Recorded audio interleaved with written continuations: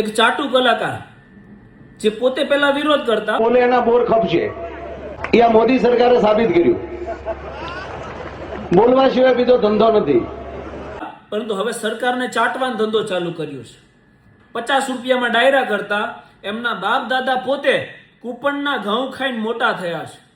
જે સવારે ભણવા ગયા ને સાંજે માસ્તર પાછા ઘરે મૂકી ગયા એવા અભણ ચાટુ કલાકાર જેને income tax, property tax, corporate tax, road tax, central GST, state GST, direct tax, indirect tax વગેરે બાબતે કોઈ જાણકારી જ નથી, કેમ કે અભણ છે. એ જાહેર મંચ ઉપર માયક હાથમાં આવે ને એટલે એવું કહે છે કે કૂપનના ઘઉં ખાઈ વિડિયા બનાવી અને વિરોધ કરે છે. તમે અમારો પગાર ખાવ છો, જાણે એના બાપુજીનો ટેક્સ ભરતા હોય બધું. એ રેશનિંગના ઘઉં ખાતા હોય બધા. આપણે એને જિંદગી ન ફેર્યો હોય સાહેબ. પાછા આ ચાટુ કલાકારને તમે આ ધર્મ ફંડ ફાળાના નામે જે આ ડાયરાઓ થાય ને એના પેમેન્ટ બાબતે ફોન કરો ને તો શું કે ખબર, એકચ્યુઅલી કે પેમેન્ટ છે ને રોકડું કરજો ને, નહીં તો આમાં શું છે ટેક્સની પછી મગજમારી રહી ને. એવા ટેક્સ ચોરો લોકોને એવી સલાહ આપે છે કે આ કૂપનનું ખાવાવાળા ટેક્સ નથી ભરતા અને વિડિયા બનાવે છે. અરે તમારી પાસે પૈસા હોવા છતાં સિસ્ટમને ચાટવાનો ધંધો કરો છો. એની કરતા તો કૂપનનું ખાઈ સિસ્ટમની આંખમાં આંખ નાખી અને વિરોધ કરે ને એની ખુમારીને તમારે સલામ કરવી જોઈએ. વીર ખુદીરામ બોઝનું એક વાક્ય હું આપને કહીશ કે જે વ્યક્તિ વિરોધ કરતો હોય ને એને સાથ આપો, અને જો સાથ ના આપી શકો ને તો તમારી જ ભાષામાં કહું છું કે મૂંગા મરો. મૂંગા રહેશો ને તોય અમને એટલીસ્ટ ડિમોટિવેશન તો નહીં મળે, એટલીસ્ટ સિસ્ટમ સામે લડવાનો અમને જોશ તો મળશે જ. પાછા ભાઈ કેવા છે, આમના દીકરી હમણાં હાર્યા સ્થાનિક સ્વરાજની ચૂંટણીમાં, અને દીકરાને ઇલેક્શન લડવાનો આવનાર ઇલેક્શન લડવા માટે બેઝ તૈયાર કરે છે. હવે જ્યારે હાથ જોડીને વોટ માંગવા આવે ને ત્યારે આપણે યાદ રાખવાનું છે કે આપણે કૂપનના ઘઉં ખાનાર છીએ, આપણે વોટ કોને આપવા. અને આમને યાદ દેવડાવવું પડશે આપણે કે જે કૂપનના ઘઉં ખાવાવાળા તમને ખંભે બેસાડીને આસમાન દેખાડે છે ને એ તમને જમીન ઉપર રહીને તારાય દેખાડી શકે. એ તાકાત આપણે દર્શાવવાની છે. અને અમને એક વસ્તુ કહેવાની છે કે 2030 પછી આ જે તમારો ધંધો છે ને એ ધંધો હકેલાઈ જવાનો છે.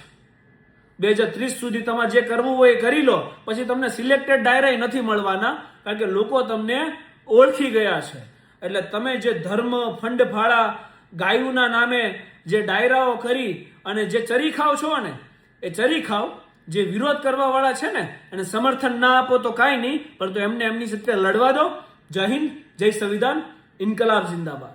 મુંજાઈ કેમ ગયા? કલાકારો આંદોલનના મૂડમાં, કલાકારો લડી લેવાના મૂડમાં. એટલે પણ કોની સામે? જેની માયાબાઈએ ઠેકડી ઉડાડી એ ગુજરાતની ઇનડાયરેક્ટ ટેક્સ પેયર જનતા સામે, એ રેશનિંગનું અનાજ લેતા ગરીબ લોકો સામે. કોની સામે લડી લેવાના મૂડમાં છો તમે બધા કલાકારો, કલાકારો? રાજભા ગઢવીએ પોતાનું દુઃખ વ્યક્ત કરતા મીડિયાને કહ્યું કે જ્યારે હોય ત્યારે કલાકારોને ટાર્ગેટ કરવાના, કલાકારો કઈ બોલે નહીં તોય ગાળો દેવાની. આ મુદ્દે કેમ નથી બોલતા, પેલા મુદ્દે કેમ નથી બોલતા? તો સાંભળો રાજભાઈ, તમે નેતાઓની ગુડ બુકમાં રહેવા માટે સરકારની ચાપલૂસી કરો છો, તમે સરકારી ડાયરા મેળવવા માટે સત્તા પક્ષની વાહવાહી કરો છો, ભગવો લહેરાઈ જેવા ગીત ગાઈને સત્તા પક્ષ માટે પબ્લિસિટીનું કામ કરો છો. એટલે લોકો તમને પૂછે છે કે જ્યારે ખેડૂતના ખેતરમાં થાંભલા ન ખાય ત્યારે કેમ નથી બોલતા? અમારા ઘરોમાં સ્માર્ટ મીટર નાખવામાં આવે ત્યારે કેમ નથી બોલતા? અમારા બાળકો ડિગ્રી લઈને આંદોલન કરે, બેરોજગારી ઉપર કેમ નથી બોલતા? ગરીબી મોંઘવારી વિરુદ્ધ કેમ તમારા મોઢામાંથી શબ્દ નથી નીકળતો? તમે રાજકારણ વિશે બોલવાનું બંધ કરી દો, દલાલી છોડીને ખાલી ડાયરા કરો, તમારા કામથી કામ રાખો એટલે કોઈ તમને નહીં પૂછે. કોઈએ અત્યાર સુધી એવા કલાકારોને કઈ કહ્યું છે જે દરેક રાજકીય બાબતોથી દૂર હોય?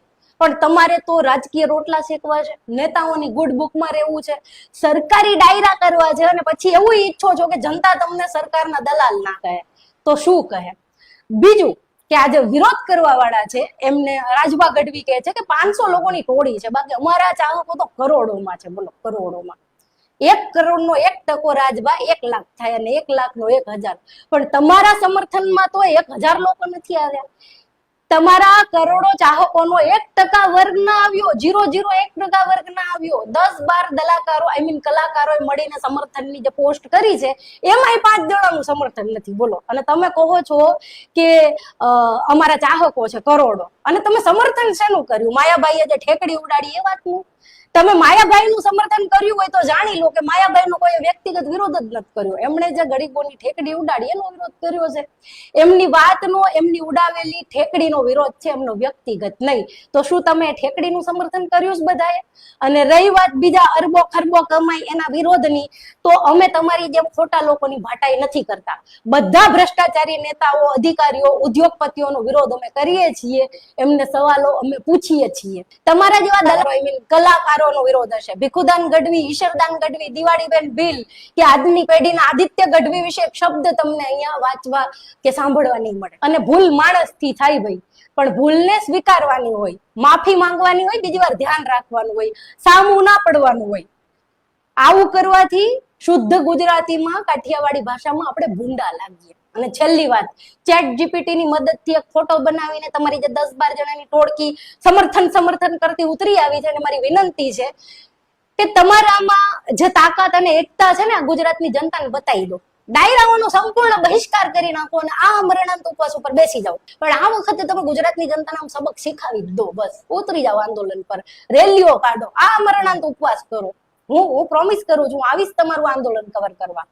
કલાકારોના ફક્ત વિરોધ જ નથી થતા, કલાકારને યાદ પણ કરીએ છીએ, એની આજે વાત કરવી છે.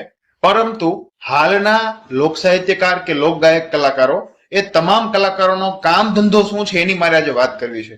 કે ફક્ત ને ફક્ત જાહેર મંચ ઉપરથી મોટી મોટી વાત કરીને ગુંડાઓ, બુટલેગરો, 2-2, 3-3, 5-5 કેસ કરેલા અપરાધીઓ જામીન ઉપર છૂટેલા હોય, લે ભાગવું, દરેક તત્વોને મોટા મોટા કરીને સ્ટેજ ઉપર બતાવીને હજારો અને લાખો લોકો સુધી એ ગુંડાની છાપને એક મોટા દાનવીર અને ભામાશાની છાપ કરવી. બીજું, હાલના કલાકારોનું કામ કહું છું, સરકારી કાર્યક્રમ લેવા માટે, એ પછી આરએમસી હોય, સુરત કોર્પોરેશન હોય, કોઈ પણ મોટી કોર્પોરેશન જે ભાજપ સરકાર પ્રેરિત હોય, એમના કાર્યક્રમ લેવા માટે ભાજપ સરકારના ભરપેટ વખાણ કરવા, એ પછી જનતા વિરોધી હોય તો ભલે આપણે સ્માર્ટ મીટરની વાત કરીએ.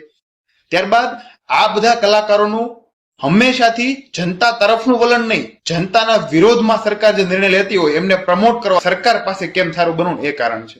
બાકી હોય, આજે પણ એક જમાનો હતો જ્યારે લોક સાહિત્યકારને આપણે પણ યાદ કરીએ, લક્ષ્મણ બાપુ બારોટ હોય, પદ્મશ્રી ભીખુદાન ગઢવી હોય, કવિશ્રી ઈશ્વરદાન ગઢવી હોય, રામદાસ બાપુ ગોંડલિયા હોય, શૈલેષ મહારાજ હોય, આવા નામી અનામી ઘણા બધા સાહિત્યકાર છે, આપણે એને યાદ કરીએ છીએ. દિવાળીબેન ભીલ જેવા ગાયક કલાકાર હોય. પરંતુ હાલના આ કલાકારોને માત્ર ને માત્ર સરકારની પગચંપી કરવી અને ગુંડાઓને, બુટલેગરોને મોટા કરીને મંચ ઉપરથી જાહેર પબ્લિકમાં એક મેસેજ આપો કે આ ગુંડો, આ બુટલેગર એક મોટો દાતા છે, તો એના વિરોધ કરીએ છીએ. ત્યારબાદમાં બફાટ થઈ જાય તો દરેક કલાકારો એક મંચ ઉપર આવીને સમર્થન વાળી પોસ્ટો કરે. અરે બહુ સુરા હોય ને મરદના ફાડિયા હોય તો ખેડૂત આંદોલન ઉપર એક શબ્દ તો બોલવો હતો, ત્યારે એક શબ્દ નહોતા બોલ્યા આ તમામ કલાકારો. હાલના ના બધા કલાકારો એક કલાકારના સમર્થનમાં આવીને ત્યારબાદ પોસ્ટ મૂકે છે. શરમ આવી જોઈએ તમને પોતાની જાતને લોક સાહિત્યકાર કે લોક ગાયક કહેતા. મારી આ વાત છે, તમારું શું માનવું છે ખાસ કોમેન્ટ કરજો. હવે કાલે બધાએ માયાભાઈ આહિરના સમર્થનમાં આવ્યા હતા, બધા નામીન અનામીન બધા કલાકારો. હવે આ તો હારું બપોર પછીની રજા હતી, 11 વાગ્યા પછીની, એટલે કદાચ અત્યારે બધા કલાકારો મિટિંગ કરશે અને કાલ રવિવારની રજા છે એટલે નવરો દાડો. કોઈ કલાકારને ભોત્યો ભય બોલાવે નહીં, કારણ કે ગુલામ કલાકારને કોણ બોલાવે. એટલે કાલ કદાચ બધા કલાકારો નવરા હશે તો ડાયરા કલાકારો કાલે કઈ જગ્યાએ આંદોલન કરવાના છે, કેટલા કલાકારો આવવાના જે ગુલામો હોય, જેના ગળામાં ભાજપનો પટ્ટો પહેર્યો છે, એવા જેટલા કલાકારો કાલે આંદોલનમાં આવવાના હોય એ નામ ગામ સાથે લખાવજો, તમારો ટાઈમે લખાવજો, કારણ કે આપણે પાછા જમણવારની વ્યવસ્થા કરવી પડશે ને. એટલે જે તમે રેશનના ઘઉંની વ્યવસ્થાની વાતો કરતા હતા, તો અમે તમારા હાથે એ જ રેશનના ઘઉંની વ્યવસ્થા કરી દેવી, કારણ કે અમે બધા ગરીબી, અમે ખેડૂત પુત્ર પણ ગરીબી, રેશનના ઘઉંની વ્યવસ્થા અમે તમારા માટે કરી નાખવી. બીજું શું કહેવું, કારણ કે માનવતાની દ્રષ્ટિએ અમે તમને ભૂસ્યા નહીં રાખવી. એટલે બધા જે કાલ ગુલામ કલાકારો જે બધા આંદોલન કરવાના હોય એ તમારું નામ સાથે જણાવજો, એટલે રેશનના ઘઉંની વ્યવસ્થા અમે તમારા માટે કરી નાખી. કારણ કે રેશનમાં જે ઘઉં આવે ને એ આ ખેડૂત જગતના તાત જગતના બાપ પકવેલા જ ઘઉં આવે. કારણ કે રેશનના ઘઉં કોઈ કોમ્પ્યુટરમાં પાકતા નહીં. એટલે ગુલામ કલાકારો તમને ખાસ કરીને હું કહીશ કે જેટલા બેહવાના હોય આંદોલનની અંદર એ તમે નામ સાથે જાહેર કરજો કે અમે આટલા ગુલામો છીએ અને આટલા આંદોલનમાં બેહવાના ન્યાય માટે. તો ઘઉંની વ્યવસ્થા થઈ ગઈ છે રેશનના ઘઉંની, બરોબર ને મિત્રો? એટલે સાચું લાગે તો બને એટલો વિડીયો આગળ શેર કરો. જય જવાન જય કિસાન. યાર મને ખૂબ ચિંતા થઈ રહી છે, મને ખૂબ ટેન્શન આવી ગયું છે. ટેન્શન એ વાતનું આવી ગયું છે, પેલા ટેન્શન જે પછી આવ્યું પછી કહું, પણ યાર હું બધાને અપીલ કરું કે પ્લીઝ કલાકારોનો વિરોધ ના કરશો યાર. એ કલાકારો યાર અત્યારે એક બની ગયા છે બધા. એ કલાકારો બધા એક બની ગયા ને એવું નક્કી કરી દીધું એમને કે આપણે આવતીકાલથી ડાયરા કરવાનું બધું ગાવાનું બધું બંધ કરી દઈએ છીએ અને પબ્લિક માટે કશું નહીં કરવાનું. તો યાર આપણે બધા ભૂખે મરીશું યાર. આ દેશનો વિકાસ છે ને અટકી જશે, આ દેશની પ્રગતિ છે ને અટકી જશે. આ બધું જ છે ને અત્યારે આપણે જે 5G ની સ્પીડથી આગળ વધી રહ્યા છે ને બધું બંધ થઈ જશે યાર. આ કલાકારો ને પ્લીઝ તમે આવું ના કરો, કલાકારોનો વિરોધ ના કરો. કલાકારો મતલબ જે કે ને પથ્થરની લકીર માની લેવાનું તમારે. આ અત્યારે છે ને પેલા જે બધું ગીતામાં લખ્યું હતું, મહાભારતમાં લખ્યું હતું બધું સાચું, એવું કલાકારો કે ને બધું સાચું માની જ લેવાનું તમારે. મહેરબાની કરીને કલાકારોનો વિરોધ ના કરો. કારણ કે મને એવી વાત મળી છે કે આ બધા કલાકારો ભેગા થઈને એવું નક્કી કરવાના છે કે આવતીકાલથી છે ને આપણે આ બધું બંધ કરી દેવાનું. ડાયરા નહીં કરવાના, ગાવાનું નહીં, કોઈને આપણે ખુશ કરવાના જ નહીં. આપણે ઘેર જ બેસી રહેવાનું. આપણે હું કેમ પબ્લિકને ખુશ કરવી એવો નિર્ણય કરવાની વાત કરે છે. અને જો કદાચ એવું કર્યું તો આપણે બધા ભૂખે મરીશું. આ બધું છે ને આ દેશનો વિકાસ બધો અટકી જશે. એટલે સાચો કલાકાર એ છે ને સત્તાનો કલાકાર કહેવાય, સમાજના અવાજનો કલાકાર ના કહેવાય. એટલે સમજી જાઓ, મહેરબાની કરીને કલાકારનો વિરોધ કરવાનું બંધ કરી દો. ભ્રષ્ટાચાર, ગરીબી, મોંઘવારી આ બધું મુદ્દે નહીં બોલવાનું આપણે યાર. હું કોમ છે બોલીને તમને? કલાકારો કે એ જ સાચું. મહેરબાની કરો. આ બધા એક થઈ ગયા છે અને એક થઈ ગયા તો આપણા ભૂકા નીકળી જશે. ભૂકા એટલે નીકળશે કે આ બધા ડાયરા બાયરા બધું બંધ થઈ જશે અને આપણે રોડ ઉપર આવી જઈશું, આપણે ભૂખે મરીશું. એટલે મહેરબાની કરીને આ બધા કલાકારોનો વિરોધ કરવાનું બંધ કરી દો. એ જે કે એ બધું સાચું માની જ લેવાનું, આપણે આપણું કામ કરવાનું. હા, વાત મારી છે સમજજો અને પ્લીઝ કલાકારોનો વિરોધ કરવાનું બંધ કરી દેજો. આભાર.